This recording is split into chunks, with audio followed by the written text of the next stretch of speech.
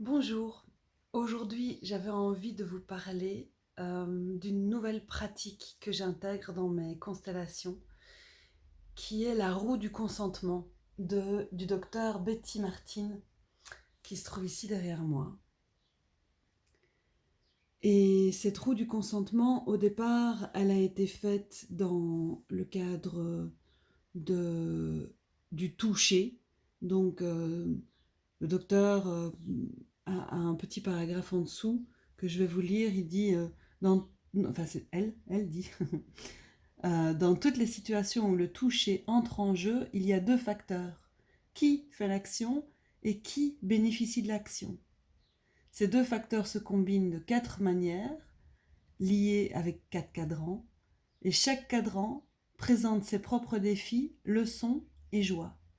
Le cercle représente le consentement, notre accord à l'intérieur du cercle. Notre accord, pardon. À l'intérieur du cercle, il y a un cadeau donné et un cadeau reçu. Sans consentement, les mêmes actions deviennent vol, abus, etc.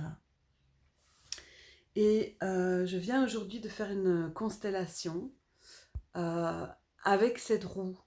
C'était une personne qui était en pleine transition professionnelle et affective et qui avait du mal à oser se positionner. Et donc on est allé visiter les 4 cadrans que j'ai d'abord mis en aveugle, donc euh, ils étaient représentés mais pas visibles, on ne voyait pas quels étaient les mots. Et pour chacun des cadrans, elle a senti quelles étaient les forces, les ressources, les pièges, les freins à aller vivre ces différents cadrans. Et au-delà de ça, je pense que dans les collectifs, cette roue du consentement permet de clarifier les interactions, d'empuissancer les individus et de clarifier au bénéfice de qui cette action est demandée. Et donc, et de pouvoir clarifier ses oui, clarifier ses non. Il y a un petit bémol à cette roue du consentement parce que je l'explore depuis une année et, je vois que euh, y a le film Le Consentement qui est sorti où on parle d'emprise et que on peut, quand on est sous emprise, ne plus être en lien avec ses oui profonds et ses non profonds et que donc du coup on consent à quelque chose qui fondamentalement ne nous va pas. Donc il y a ce bémol-là, sous emprise, ça ne fonctionne pas totalement. Mais dans les interactions qui sont plus saines, plus responsables et souveraines, cette roue du consentement peut être super intéressante dans les collectifs. Je reviens de 4 jours de stage avec Eric Laudière et lui aussi intègre le consentement en début de stage et c'est aussi une pratique qui est nouvelle. Et donc je vous en dis un petit peu plus sur les cadrans qui sont juste derrière moi. Donc le cadran le plus important selon Tessa, et je mettrai d'ailleurs les coordonnées de Tessa, c'est elle qui m'a enseigné en 4 soirées ce consentement. Elle fait régulièrement des formations sur le sujet, elle est sur Bruxelles, elle est extraordinaire. Mais donc selon Tessa, le cadran le plus important, c'est ce cadran-ci, prendre. Parce que quand on assume que c'est pour son plaisir personnel qu'on va agir sur son propre bienfait et qu'on va faire une demande qui vient clairement de là-bas, de ses besoins, de ses élans, de ses envies, alors du coup, on assainit tout le reste. Et donc, prendre va avec permettre. Donc, l'action vient bien de là. Donc, pour mon désir, pour mon plaisir, pour mes besoins, est-ce que je peux, tatatam. Et l'autre va sentir et va être responsable 100% de ses limites. Donc oui, je peux, oui, je te permets, ou bien non.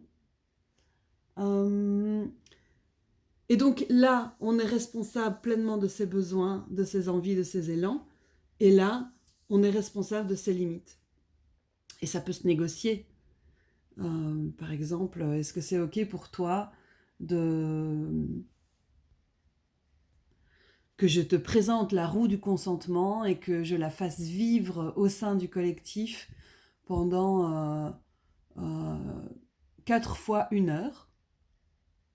Et l'autre va sentir, ok, alors moi je suis responsable de l'ordre du jour des réunions et je vois que pour moi ce qui serait ok, c'est de présenter la roue, de faire un exercice et après de voir si le groupe est ok et d'obtenir un consentement du groupe pour continuer à explorer. Ah ben, écoute, ce qui serait ok pour moi est vraiment joyeux, c'est alors de faire une session d'1 heure et demie où je fais d'abord vivre quelque chose et puis je présente et puis j'explique qu'on pourrait faire cette présentation au groupe. Et après, c'est pleinement ok pour moi de voir qu'il n'y a pas de consentement là-dessus. Donc voilà, prendre, permettre. Et l'autre va dire, bah ok, là je suis d'accord, 1 heure et demie, une fois, et dans 2 mois, on le met à logis.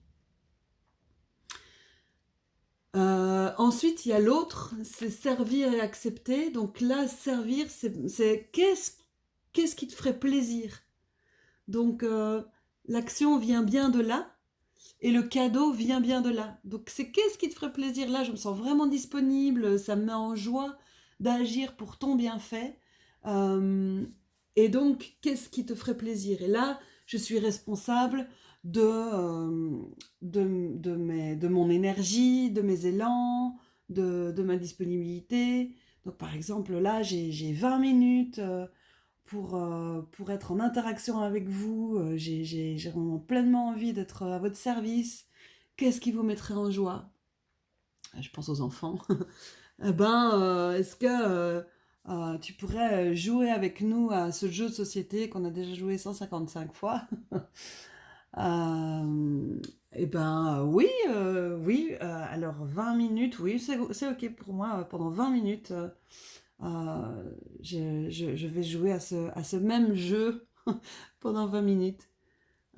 Ok, cool. Et donc là, on est vraiment responsable de ses besoins, de ses envies, de ses élans, et ici de ses limites. Et c'est nous qui proposons de faire quelque chose, et eux qui acceptent de recevoir.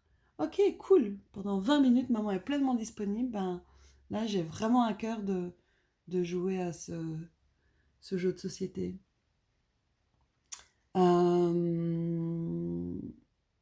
Et donc, vous voyez aussi qu'il y a évidemment des ombres derrière chacun de ces cadrans. Donc, l'ombre de prendre, ben, c'est le vol, c'est le viol, c'est l'agression. L'ombre de permettre, c'est tolérer, endurer la victime, le paillasson, se laisser faire. L'ombre de servir, ben, c'est le martyr, l'esclave, le bon samaritain, le sauveur, sauveuse. Et puis, l'ombre ici de accepter, c'est profiter, supposition de privilège, et puis carrément propriétaire d'esclaves. Voilà, je ne sais pas comment ça vous parle, mais pour moi, j'ai parlé avec un homme qui, a priori, n'aime pas trop les collectifs et qui se disait, avec cette roue du consentement, c'est peut-être la seule manière où là, je pourrais me dire oui, c'est possible de vivre ensemble. C'est d'une grande force d'avoir de la clarté sur ses désirs, d'avoir de la clarté sur ses besoins, de se positionner, de demander à l'autre, pour mon propre plaisir, est-ce que ce serait ok pour toi, d'entendre que c'est ok ou pas pour l'autre, qu'il permette pleinement. Ça clarifie tellement de choses, ça simplifie, on n'est plus dans les suppositions, on n'est plus dans vouloir faire plaisir mais qu'on ne le dise pas, ou bien interpréter ce qui pourrait faire plaisir à l'autre. Voilà, ça remet beaucoup de souveraineté. Je vous invite à regarder chez vous, en vous, dans vos modes de fonctionnement, qu'est-ce qui est joyeux, qu'est-ce qui est limitant, qu'est-ce qui vous agacerait éventuellement. et puis de vous former à la roue du consentement avec Tessa, avec d'autres personnes, ou bien de venir chez moi faire des constellations pour intégrer d'une autre manière, pas nécessairement avec la tête, ces mécanismes-là, de voir ce qui se passe dans vos lignées, et puis si vous êtes dans un collectif et que ça vous parle, avec grande joie, avec grand plaisir, pour mon besoin à moi, euh, de, de, de venir, vous faire vivre cette roue et de voir comment ça peut avoir des implications concrètes sur vos oui, vos non, votre souveraineté collective et individuelle. Je m'appelle Nancy Larding, je suis constellatrice de projets, je forme aussi aux constellations de projets. Il y a d'ailleurs une formation qui se lance en Drôme et à Bruxelles dans le courant de l'automne 2024.